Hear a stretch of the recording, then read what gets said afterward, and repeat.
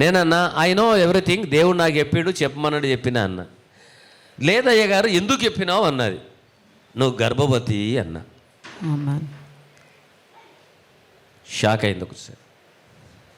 నా భర్తకు తెలియదు, ఊళ్ళకు తెలియదు, నాకు కూడా తెలియదు. నేను నిన్న హాస్పిటల్కి వస్తే తెలిసింది, నీకెట్లా తెలిసి అన్నది. అదే దేవుడికి మనిషికి ఉన్న బంధం. ఆమేన్. ఈరోజు నన్ను అడుగుతుంది, నేను కంగ్రాచులేషన్, ఎందుకంటే దేవుడు నేను ఆశీర్వదించిండంటే నాకు తెలియదు, నా భర్తకు తెలియదు, నేను హాస్పిటల్లోకి వెళ్ళి నీకెట్లా చేస్తున్నా, దేవుడు నాకు చెప్పిండన్న. నేను రోజు పోయిండ్రట, యువర్ గర్భవతి అని దేవుడు చెప్పేసిండట. ప్రైజ్ ఆమేన్, హల్లెలూయా. ఇది నా మాట కాదు, ఎవరి మాట ఇది? దేవుని. యేసయ్య. ఆ యేసయ్య మాటను మీరు జాగ్రత్తగా పట్టుకోవాలి. ఎన్నో అద్భుతాలు, ఎన్నో అద్భుతాలు. దీనికి కావలసిన పరిష్కారం ఏంటో ఈరోజు ప్రభు చెప్తున్నాడు. వ్యాధికి కానీ, కుటుంబ సమస్యకు కానీ, అప్పుల సమస్య ఉన్నా, ఏది ఉన్నా, అప్పులున్న వాళ్ళను ఈరోజు ఈ వాక్యం ఏంటంటే మీరు అప్పిచ్చే వాళ్ళగా చేస్తారు. ఆమేన్. Praise God. హల్లెలూయా, హల్లెలూయా, హల్లెలూయా. అప్పిచ్చేవాళ్ళు ఇచ్చేవాళ్ళు చేస్తాడు దేవుడు. ఇది రాసి పెట్టుకోండి. అయితే ఈ యెషయా గ్రంథంలో దేవుడు ప్రశ్న జవాబిస్తున్నాడు. వ్యాధి పోవాలంటే ఏం చేయాలి, నేను బాగుండాలంటే ఏం చేయాలి, అన్ని రకాలుగా దేవుడు చెప్తున్నాడు. ఇక్కడ మనము ఎక్కువ మట్టుకు ఏం చేస్తామంటే 3వ వచనాన్ని చూద్దాం.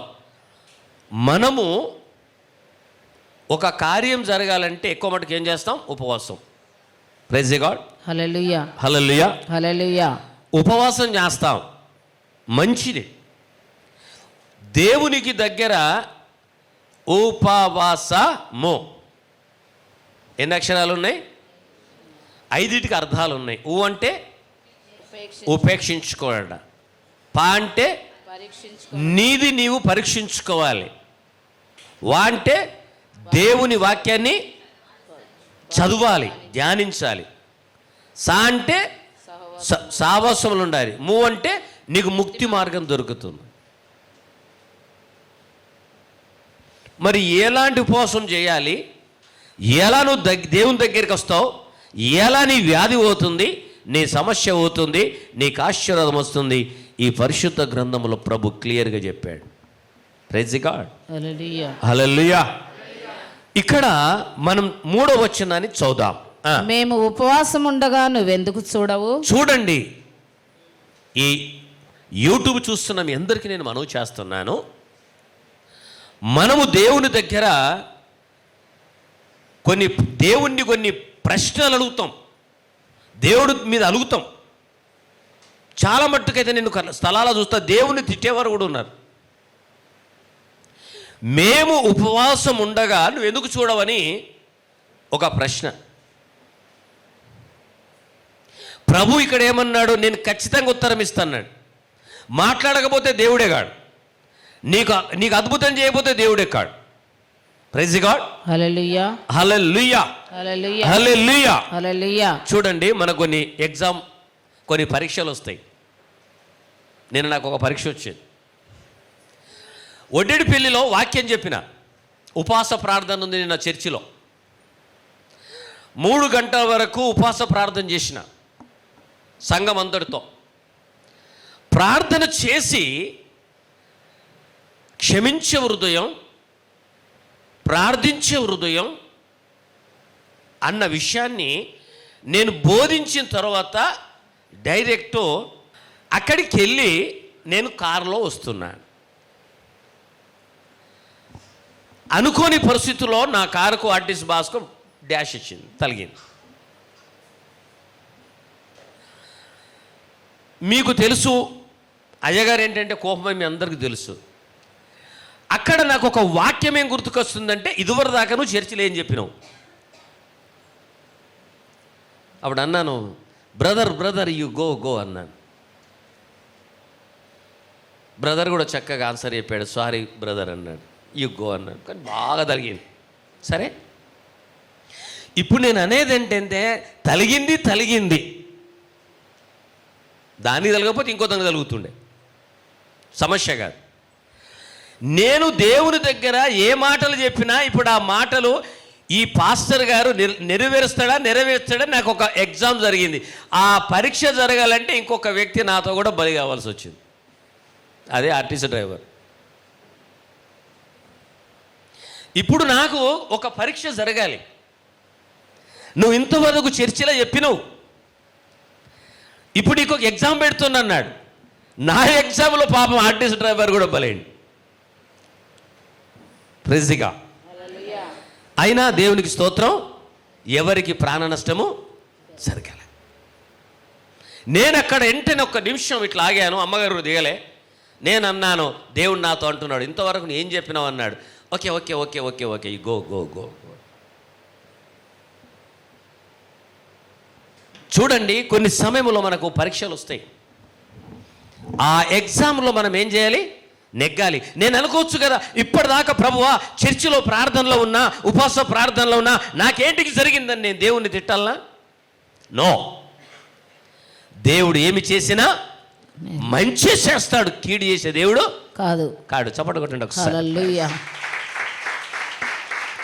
నా మనసులో ఏం ప్రార్థన చేశాను? ప్రభువా అతని కుటుంబాన్ని దీవించు, నా కుటుంబాన్ని దీవించు. That is Christianity.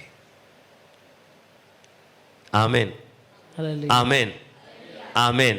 Hallelujah. Praise the God. Hallelujah. Hallelujah. అయితే ఇక్కడ ఒక విషయాన్ని గుర్తుపెట్టుకోవాలి. ఇప్పుడు ప్రకాష్ అంటుండొచ్చు, మళ్ళీ అంత అన్నావు కదా, మరి నా ఫోటో ఏం తీసి నాకెందుకు పంపినావని. నేను అనుకున్నాను, నాతో దేవుడు ఆ బ్రదర్ను చూడాలనుకున్నాను. ఎప్పుడో క్షమించేశాను.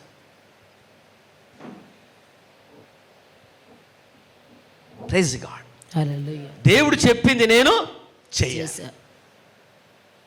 అయితే ఇక్కడ మీరందరూ గుర్తుపెట్టుకోండి, మేము ఉపవాసం ఉండగా నువ్వెందుకు చూడవు? మరి దేవుడు అంటున్నాడు, నువ్వు ఉపవాసం ఉంటే నేను వింటా అన్నాడు, మాట్లాడుతా అన్నాడు కదా. చాలామందికి ఉపవాసం ఉంటే కూడా దేవుడు వింటలేడు. ఎందుకు వింటలేడు? ఇక్కడ చూద్దాం. ఈరోజు ప్రభు మనతో చెప్తున్నాడు విషయాలు. మేము ఉపవాసం ఉండగా నీవెందుకు చూడవు? ఎందుకు చూడవు? మేము మా ప్రాణంలను ఆయాసపరచుకొనగా నీవెందుకు నువ్వు ఎందుకు లక్ష్య పెట్టవు భగవంతుడా, ప్రభువా అంటున్నారు. నేను ఎన్ని కష్టాల్లో ఉన్నానో, ఇన్ని బాధల్లో ఉన్నానో, ఎందుకు? నిన్ను నమ్ముకున్నాం కదా, వై అని అందరూ ప్రభును మనం అంటాం. ఆల్రెడీ ఈ ప్రజలు అంటున్నారు కూడా, అంటలేరా? దేవుని అన్న వాళ్ళు చేతులేపండి, ప్రతి ఒక్కళ్ళు అంటారు. ఎందుకు? ఆయన ఉల్టా అన్నాడు కనుక, ఏమన్నాడు కనుక. అయితే నా సహోదరి సహోదరులారా, మీరు జాగ్రత్త వినండి. చదువుకున్న పిల్లలైనా, చదువుతున్న పిల్లలైనా, వృద్ధులైనా, ఏదన్నా కానీ ఖచ్చితంగా దేవుడు బ్లెస్ చేస్తాడు. ఆమేన్. You believe. నువ్వు నమ్ము. నమ్ముట నీ వల్ల అయితే నమ్మువానికి సమస్తం ఏ టు జడ్ దేవుడు చేస్తాడు. Praise the God. హల్లెలూయా. చదువు. మేము మా ప్రాణములు ఆయాసపరచుకొనగా నీవెందుకు లక్ష్య పెట్టవు అని అందరూ మీ ఉపవాస దినమున. ఇక్కడ మేము ఎంతో ఆయాసపడుతున్నాం, ఎంతో బాధతో ఉపవాసం ఉండాలా, సంతోషం ఉండాలా? సంతోషంగా ఉండాలా? చెప్పండి మీరు. సంతోషంగా ఉండాలి. అమ్మా, చాలా మంది మీకు వినవస్తలేదా? ఉపవాసం ఉన్నప్పుడు సంతోషంగా ఉండాలా, బాధగా ఉండాలా? సంతోషంగా ఉండాలి. ఎలా ఉంటారు ఉపవాసం తెలుసా? అన్ని రోజులు బాగానే ఉంటారు. రేపు ఫ్రైడే నేను దేవుని దగ్గర ఉపవాసం ఉంటాని అని తెల్లారి 4 గంటలలాగా మంచిగా ఉంటారు, 5 గంటలలాగా మంచిగా ఉంటారు, 6 గంటలలాగా మంచిగా ఉంటారు, 7, 8, 9, 10 గంటలు కాగానే ఫేస్ చేంజ్ అవుతుంది. ఇతరులు అడగాల, ఏమైంది అక్క అంటే ఉపవాసం ఉన్నా. ఏమైంది బ్రదర్ అంటే మన ముఖం చూసి అడగాల. వాళ్ళు మన ముఖాన్ని చూసి అడగాలి.